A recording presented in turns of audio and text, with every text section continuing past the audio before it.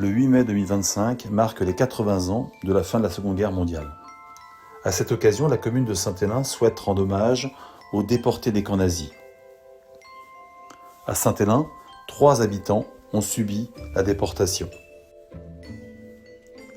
Si Francis Garot et Gérard Gaston ont pu rentrer des camps, Joseph Prioul y est décédé en 1945. Revenons sur l'histoire de Francis Garot.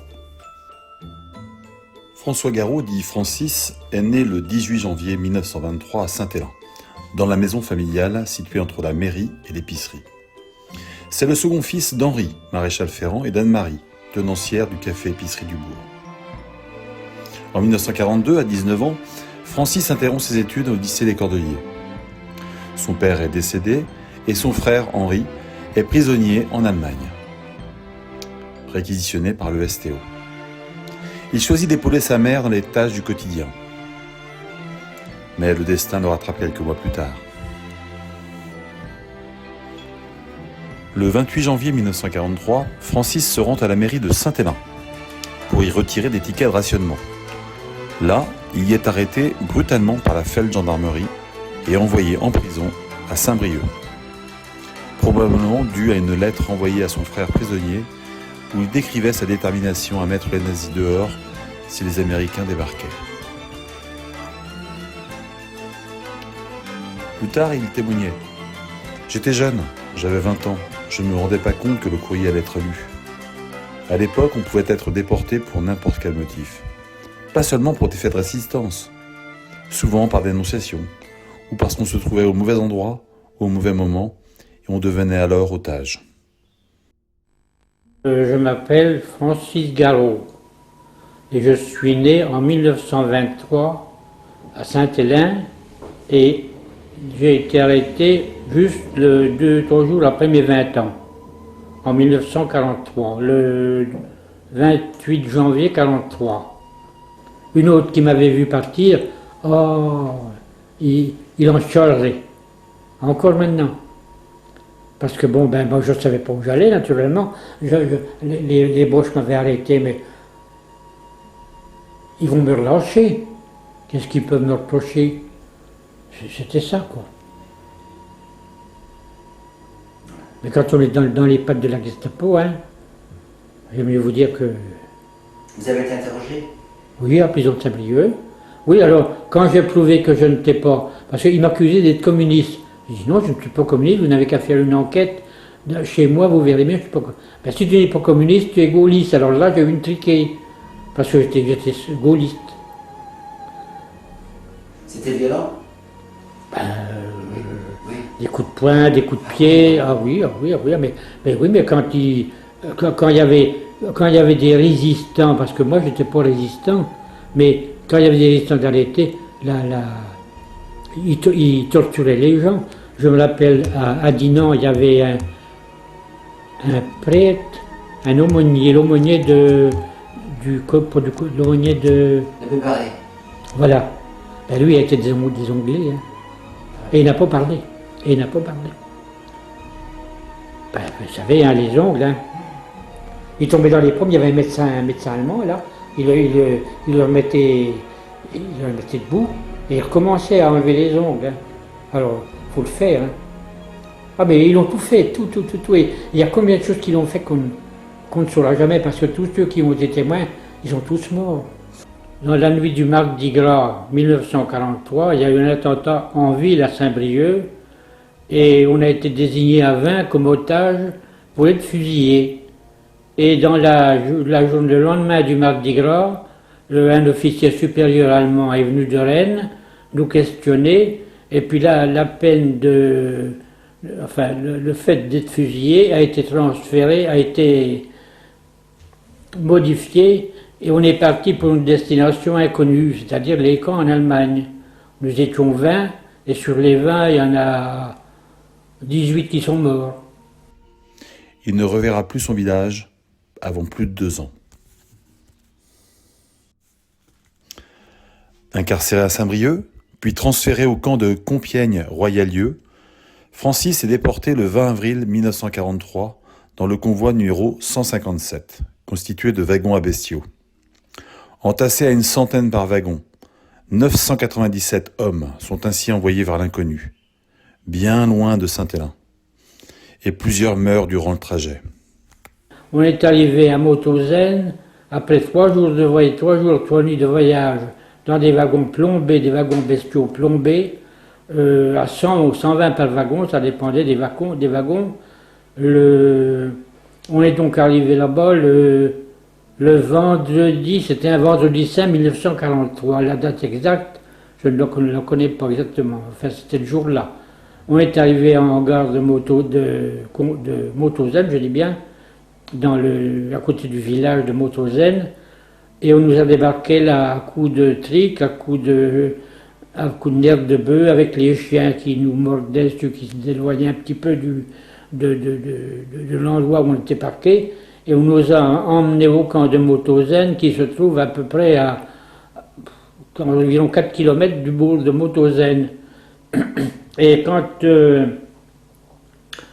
comme on ne connaissait rien de notre destination, on voyait les gens qui pleuraient, on est passé devant une maison de retraite où il y avait des anciens, il y avait des bonnes sœurs aussi, et tout le monde pleurait.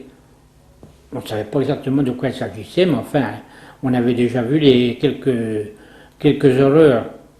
Alors on nous a fait marcher à pied depuis la gare pour traverser le village de Mauthausen, le bourg de Mauthausen, qui est un bourg comme Plodien à peu près, comme grandeur. On nous a fait marcher tranquillement. Et il y avait des gosses sur le parvis devant l'église qui nous jetaient des cailloux. Et une fois qu'on a été sortis du village, alors là, on nous a matraqués à coups de nerfs de bœuf, comme à la descente des wagons. Mais enfin, pour le passage du bourg, c'était assez calme. Et une fois qu'on était sortis du bourg, on nous a fait courir pendant 4 km, je pense, approximativement, jusqu'au camp. Et tous ceux qui tombaient, qui ne pouvaient pas continuer, ils étaient descendus et les cadavres étaient jetés dans un camion de SS qui nous suivait. On jetait nos valises parce qu'on ne pouvait plus rien porter, on n'avait pas mangé depuis le lundi et on était le vendredi. Alors il faisait du beau temps, on avait une soif terrible. Et je crois que c'est ce qui a pire encore, c'est pire que la faim. Le 22 avril 1943, le train s'arrête à Mauthausen, camp de concentration autrichien réputé pour sa cruauté. Les hommes sont accueillis à coups de matraques, de cris et encadrés par des SS et leurs chiens. Ceux qui tombent sont abattus. Entre la gare et le camp, environ 5 km. 5 km de course folle. On débouche alors sur ce plateau et on aperçoit cette forteresse toute illuminée, nantie de hautes cheminées, d'où s'échappe une fumée noire. Une en particulier vomit des flammes, c'est celle du crématoire. Nous franchissons le grand portail encadré de miradors. Nous comprenons que tout espoir s'arrête là. Francis est alors rasé, désinfecté, devient le matricule 28 068. Les conditions de vie sont inhumaines. Travail forcé, sous-nutrition, humiliation permanente.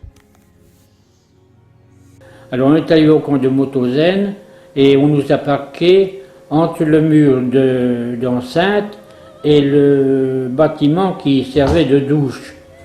Là on est resté tout l'après-midi au garde à vous, et puis il y avait un SS qui passait de temps en temps, un jeune SS qu'on appelait la Panthère Noire, qui passait dans nos rangs, et puis il avait un malin plaisir à martyriser les déportés, ceux qui étaient arrivés là. Notamment, je me rappelle d'un garçon qui était des Vosges, et lui, le SS l'avait pris en grippe, il le prenait à la gorge, et il l'étranglait pratiquement, parce qu'il l'accusait d'avoir bu de l'alcool dans son voyage, alors qu'il n'avait rien bu. Mais il le tenait à la gorge, et puis tant qu'il ne tombe, ce gars-là, il revenait à lui quelques temps après, puis le SS revenait et il recommençait. Et je me rappelle aussi que ce SS-là avait un malin plaisir, il avait rassemblé des tessons de bouteilles devant nous et il avait une canne de parapluie, comme s'il avait joué au golf. Alors il nous prenait ils jetaient les tessons de bouteilles dans nos figures, sur nous, quoi. On se protégeait comme on pouvait, mais enfin, c'était encore un début. On a commencé à connaître la vie du camp. Le chef de bloc, c'était un droit commun allemand, et tous ces acolytes, c'était pratiquement des droits communs. Alors, ils avaient le droit de vie et mort sur nous. Et nous n'avions rien pour nous défendre. Alors, on nous mettait où pas à ce moment-là. C'était souvent le garde à vous sur la place, dans l'espace qui était entre les deux blocs, et on passait quelquefois des demi-journées au garde à vous. Alors, le soir, on craignait la nuit parce qu'on nous faisait rentrer pour dormir dans le baraquement, et il n'y avait pas de lit, il n'y avait rien du tout. Il fallait se coucher par terre, et serrer les uns contre les autres. Un bloc où normalement 100 auraient vécu, nous étions 500. Alors on était serrés les uns contre les autres pour dormir, et tellement serrés qu'on couchait d'abord tête bêche, les pieds d'un avec la tête de l'autre qui nous suivait, quoi. Et on passait des nuits abominables. Si par exemple il y avait du bruit, le chef de bloc arrivait avec des souliers ferrés, et puis il dansait sur nous, où il faisait ouvrir les deux fenêtres de chaque côté du bloc, de façon à faire un courant d'air. Alors moi je me suis trouvé là au mois de mai et juin, mais bon, il faisait moins froid déjà, mais en plein hiver, ça c'était terrible.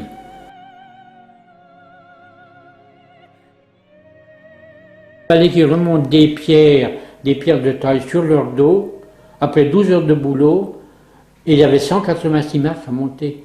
C'était pas une dizaine de marches, c'était 186, et il fallait monter au pas de course. Les marches étaient inégales, c'est-à-dire qu'il y avait des marches qui étaient quelques 10-20 cm au-dessus de l'autre, mais il y avait des marches qui faisaient presque 1 mètre. Alors il fallait prendre une élan, et puis il fallait presque savoir où se trouvaient les marches qui étaient beaucoup plus hautes que les autres. Alors il y avait des pierres qui tombaient du dos des gars, ça tombait sur les suivants. Alors pour les juifs par exemple, c'était vraiment l'endroit où on tuait le plus de juifs, parce que les déportés normaux, enfin ceux qui n'étaient pas juifs, ils subissaient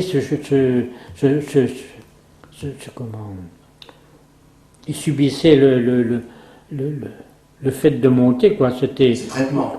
Oui. Alors les juifs, c'était différent, parce que dès que les juifs arrivaient dans le camp de Mauthausen, ils étaient tout de suite descendus à la carrière, au pas de course.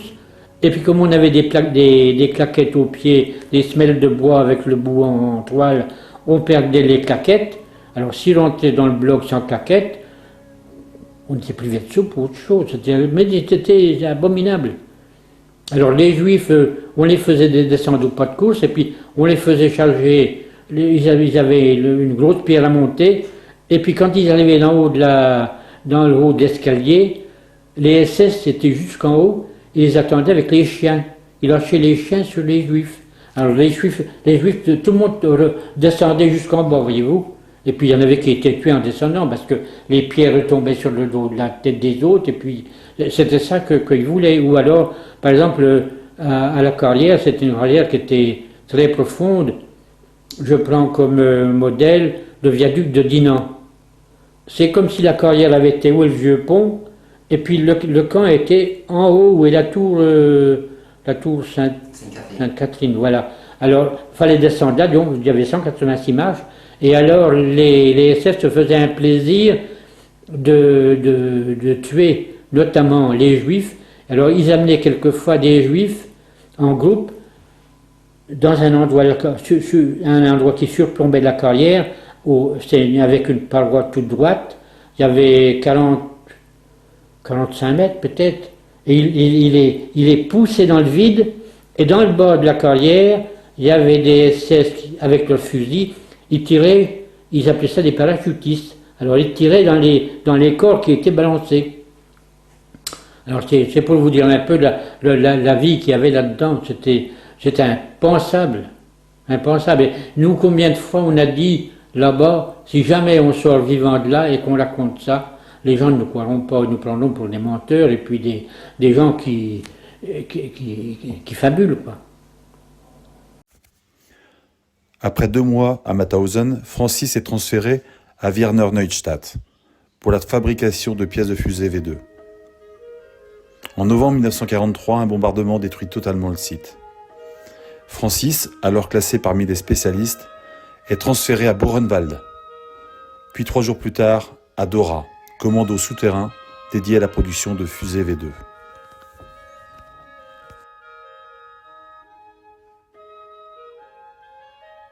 Gans, Anton Gans, c'était un Bavarois et qui faisait partie de la police avant l'arrivée de Hitler au pouvoir.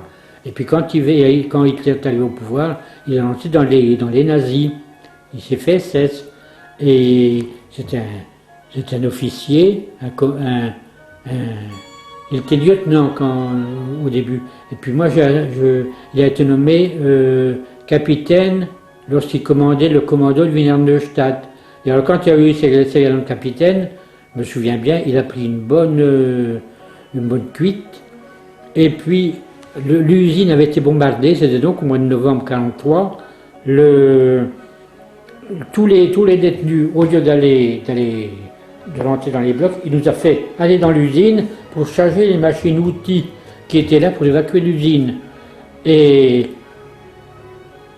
il y avait deux SS qui étaient gardes de chiens. C'était des gens de tubards qui ne tenaient pas debout. Les chiens les tiraient, il n'avait même pas la force de les retenir. Alors il a fait détacher les chiens, il les a fait aller sur les déportés, si bien que tous les déportés, on aidait les uns et les autres à monter sur la plateforme du wagon de façon que le chien ne nous attaque pas. Et il y a un petit Français qui était de Tours, qui lui a été mordu par les chiens, et il est parti à Dora avec moi. Et il est mort 2 jours après son arrivée à Dora par les morsures de chiens. Ben oui, on n'avait pas le droit de se faire soigner quand il était mordu par les chiens. Ah bon? Ah non, c'était une punition, il fallait la supporter. À Dora, Francis change de matricule. Il devient désormais le matricule 31 694. Il vit un des chapitres les plus sombres de son calvaire. Durant plusieurs mois, 6 exactement, ils vivent intégralement sous terre, sans lumière du jour, dormant sur la roche, travaillant dans les fumées, la poussière et le bruit. Ils y assemblent des armes de destruction dans des conditions effroyables. Le froid, la faim, la brutalité et l'épuisement rongent les corps. La mort est omniprésente, brutale ou lente. En mai 1944, il rejoint enfin la surface. Mais les conditions de vie restent misérables. Malgré les privations, malgré les maladies, Francis survit. De Buchenwald, on nous a envoyés au bout de 8 jours à Dora, qui était un commando d'extermination de Buchenwald. Et à Dora, c'était une usine ultra secrète, une usine souterraine qui était immense mais qui n'était pas finie. Le premier tunnel qui avait été creusé, c'était au moment de la guerre de 1914, mais c'était un tunnel qui n'était pas bien grand. Il servait de dépôt de munitions, je crois. Et quand Himmler a décidé que le camp de Dora devait être créé, il a fallu continuer les souterrains. Alors, je n'ai pas dit que j'avais vécu pendant 6 mois dans le tunnel de Dora sans voir le jour. J'ai oublié de le dire, ça. Bon, je suis rentré au mois de novembre 1943 dans le tunnel et je ne suis sorti que le 2 mai 1944 du tunnel. Alors on a vécu pendant 6 mois, parce que le camp n'était pas monté, il y avait des baraques à monter, mais il n'y avait rien de monté quand on est arrivé. Alors, au mois de mai, les baraques étaient montées, puis on nous a fait sortir. Alors c'était le 2 mai 1945, il faisait un beau temps, on avait mal aux yeux, mais il y avait du soleil, bon c'était terrible, il a fallu... Enfin, non pas supporter, mais on était ébloui par ce qu'on voyait dehors. L'usine travaillait continuellement 24 heures sur 24. L'équipe de jour était remplacée par l'équipe de nuit. On commençait le travail à 9 heures du matin, mettons, on allait jusqu'à 9 heures du soir, et l'équipe suivante nous reprenait de 9 heures du soir jusqu'à 9 heures le lendemain matin, et nous reprenait ainsi de suite. Alors on travaillait donc 12 heures par jour, et on avait une petite pause de une demi-heure pour permettre, il y avait des ingénieurs civils qui n'étaient pas déportés, qui étaient des civils allemands, qui commandaient l'usine, quoi. Alors ça leur permettait d'aller manger ou autre chose. Alors la demi-heure là, nous, comme on n'avait rien à manger, on s'allongeait par terre, on ne roupillait pas parce qu'on n'avait pas le temps, mais on s'allongeait pour se reposer un petit peu. Et alors, on touchait le pain quand le travail était fini, et le matin avant de partir, on touchait la soupe. Une soupe qui était infecte, c'était des feuilles de betterave ou des rutabagas. C'était une bonne chose, c'était des rutabagas. Alors c'était de la soupe qui était abominable parce que les légumes n'étaient même pas lavés. Et on mangeait ça avec avidité parce qu'il fallait quand même manger quelque chose. Alors comme le pain, lui, était distribué au retour au camp après 12 heures de travail, on touchait un quignon de pain, du pain infect, mais on avait tellement faim qu'on mangeait tout naturellement. Il n'était pas question d'en garder parce qu'il y avait des vols premièrement, et puis on ne pouvait pas rien conserver, il fallait tout manger. Donc à l'usine, alors l'usine était très surveillée parce que comme c'était une usine ultra secrète pour la construction des fusées, il y avait des commandos différents, puisque chaque hall avait un commando, il y avait des actes de sabotage. Et le sabotage était très surveillé et puni de mort, parce que je me souviens d'un commando, par exemple, où il y avait beaucoup de Russes, et ils avaient fait du sabotage. Et leur sabotage, c'était bête. Ils avaient pissé sur des trucs qui servaient à la construction de la torpille, de la fusée, et l'urine, ça sent bien. Alors ils en ont pendu 57 ensemble, le même jour. Et il a fallu qu'on passe un par un devant les pendus. Alors les pendus, ils étaient pieds et mains liés, mais dans la bouche, on leur mettait un coin en bois qu'on enfonçait dans la bouche pour les empêcher de parler, parce que quelqu'un qui doit être pendu, il disait ce qu'il pensait, vive Hitler, Staline, vive Staline, et ainsi de suite. Alors les SS ne mettaient pas du tout ça, ils mettaient un coin en bois dans la bouche pour les empêcher de parler. Et alors nous, on nous a fait défiler un par un devant les pendus, et il fallait bien les regarder, parce que si on ne les regardait pas, on avait le droit à 25 coups de nerf de bœuf, ou des privations de soupe, ou autre chose. Alors on est tous passés devant les pendus, et puis c'était tellement courant que on n'avait même pas de réaction. On en voyait tellement, c'était souvent qu'il y avait des pendus. Par exemple, à Noël, à la fête de Noël, ils mettaient un sapin, un grand sapin sur la place d'Appel au milieu du camp de Dora, et puis le sapin, au lieu de mettre des guirlandes, des ampoules lumineuses, ils pendaient des types. Alors bon, c'était autre chose, mais c'était comme ça. En avril 1945, les bombardements alliés précipitent l'évacuation de Dora. C'est le début de la marche de la mort, une errance à pied ou dans des wagons fermés à travers l'Allemagne. Durant ces jours d'agonie, des centaines d'hommes meurent ou sont exécutés. Francis passe par Elrich, Magdebourg, Oranienburg, Ravensbrück. Le 28 avril, Francis atteint Neustadt-Glewe après avoir marché sans fin dans la boue, la peur et la faim. Ils nous ont emmenés donc dans des wagons bestiaux, toujours pareil, et on a roulé du mardi matin jusqu'au dimanche matin. On a fait 100 km.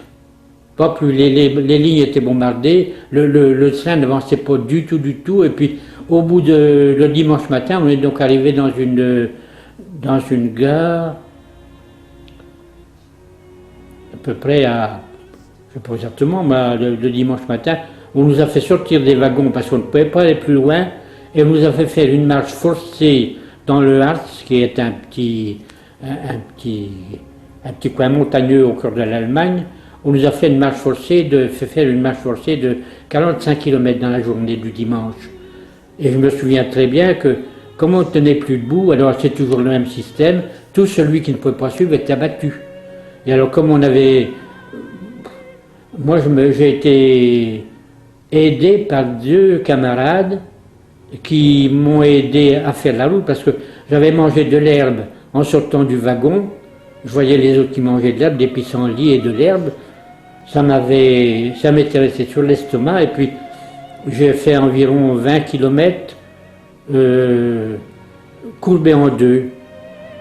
Et j'avais 2 camarades qui me soutenaient, dont mon grand-père, et puis un autre qui s'appelait Jean Legac, qui était notaire à Poulaouen dans le Finistère. Alors ils m'ont soutenu et puis on est arrivé dans la nuit suivante, on est parti dimanche matin, et dans la nuit du dimanche au lundi, on a retrouvé une gare de triage, disons, où il y avait des wagons. On nous a fait retourner dans les wagons et on a roulé depuis le dimanche dans la nuit jusqu'au samedi suivant sans manger ni boire. Alors moi je me souviens très bien que à Ravensbrück, on a voyagé 2 jours à pied, on est arrivé dans un petit camp de femmes qui dépendait de Ravensbrück, qui s'appelait Malkov. Et à Malkov, il y avait le typhus.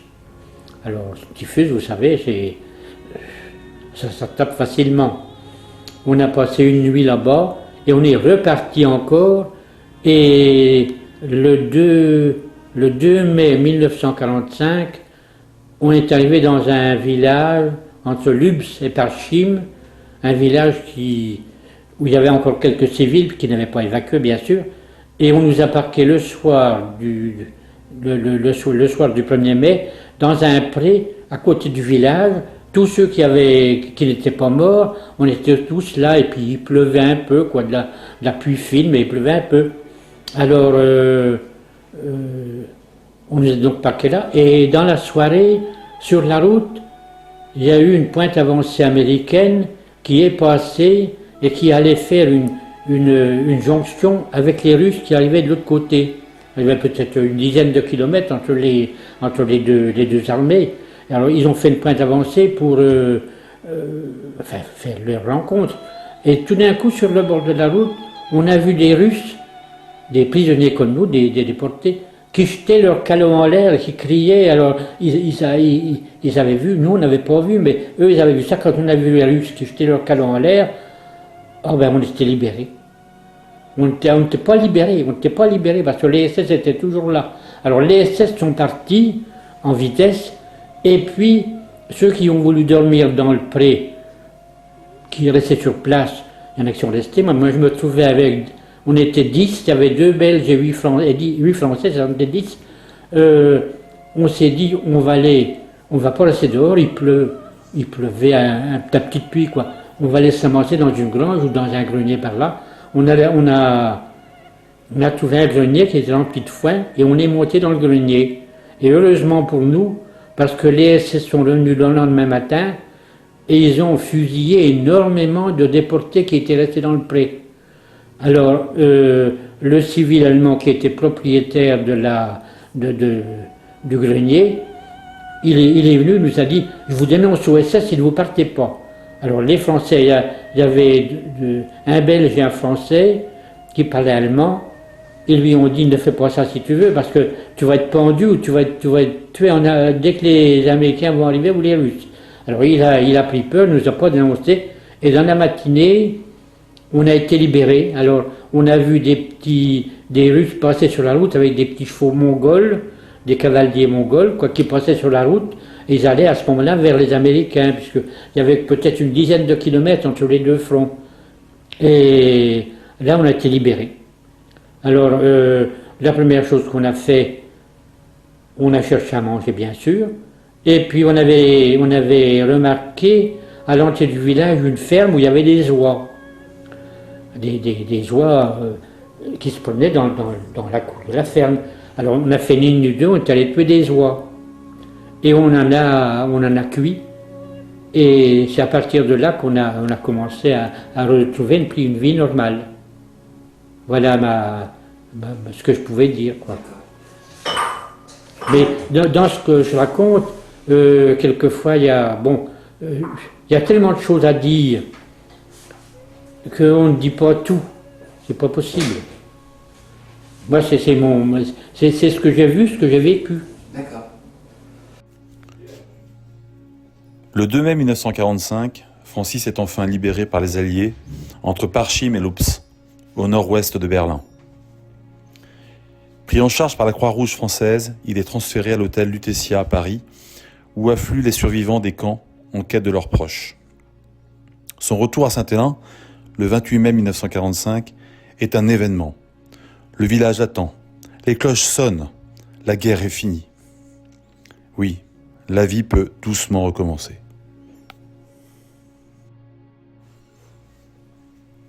Pour Francis, les séquelles sont profondes.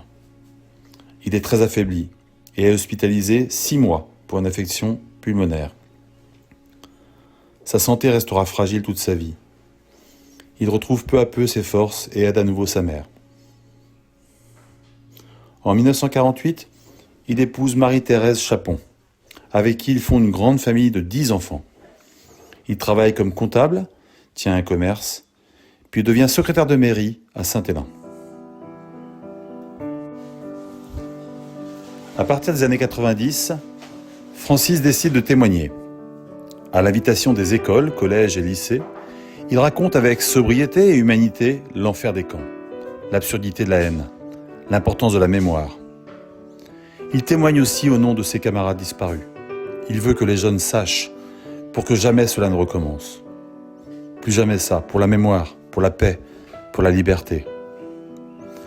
Le 20 juin 2008, au bout d'une vie bien remplie, Francis s'éteint.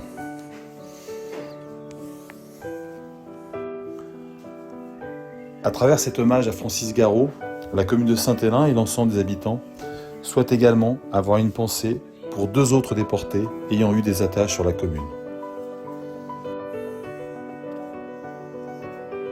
Joseph Prioul, né à Saint-Hélin le 28 février 1883, est cultivateur à la Vicomté-sur-Anse, marié, 2 enfants.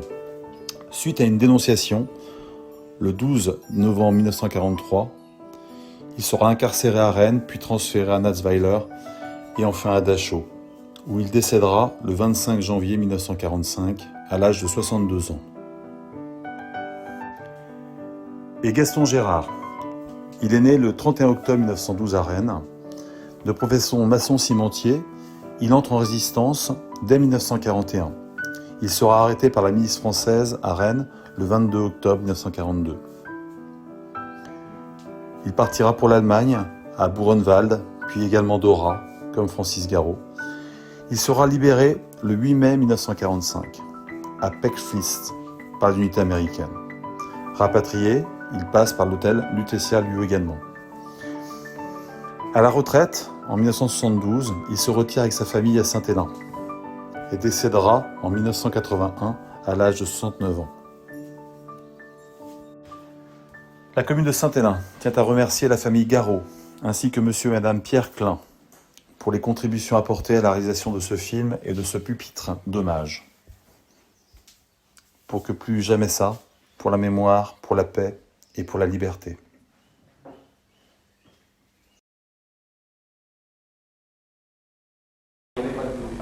Douche une fois tous les 2 mois, puis sur le temps de sommeil.